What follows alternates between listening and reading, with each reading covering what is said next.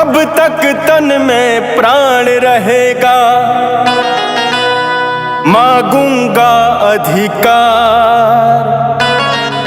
अहिर regiment हक है हमारा, सुन दिल्ली सरकार।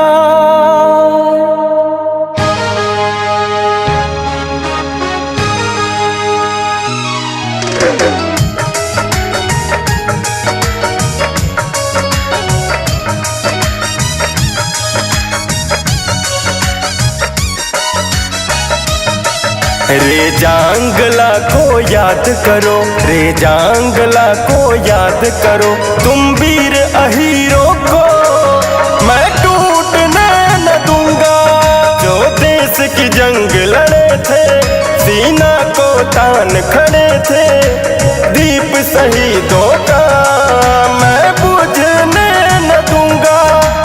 सुन लो मेरा पैगाम, गगन है मेरा नाम। सुन लो मेरा पैगाम, गगन है मेरा नाम।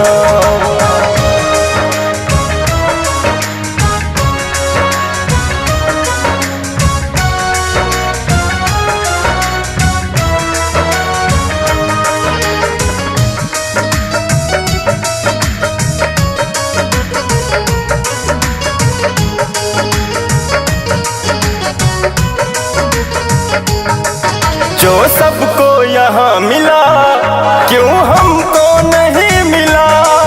अहिर रेजिमेंट दे दो, है शिकवा नहीं गिला।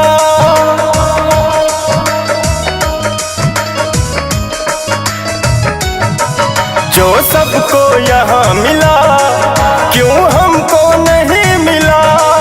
अहिर रेजिमेंट दे दो, है शिकवा नहीं गिला। यदुवंशियों का जो हक है, यदुवंशियों का जो हक है, मैं कभी भी किसी को घूटने न दूंगा। दीप शहीदों का मैं बुझने न दूंगा। सुन लो मेरा पैगाम, गगन है मेरा नाम। सुन लो मेरा पैगाम, गगन है मेरा नाम।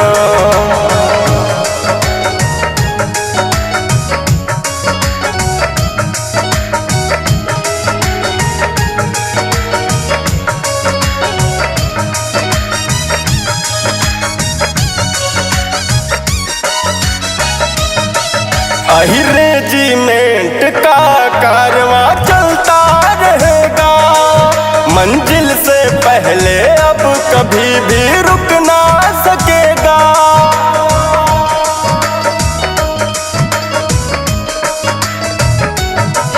अहिर रेजिमेंट का कारवां चलता रहेगा, मंजिल से पहले अब कभी भी रुक ना सकेगा।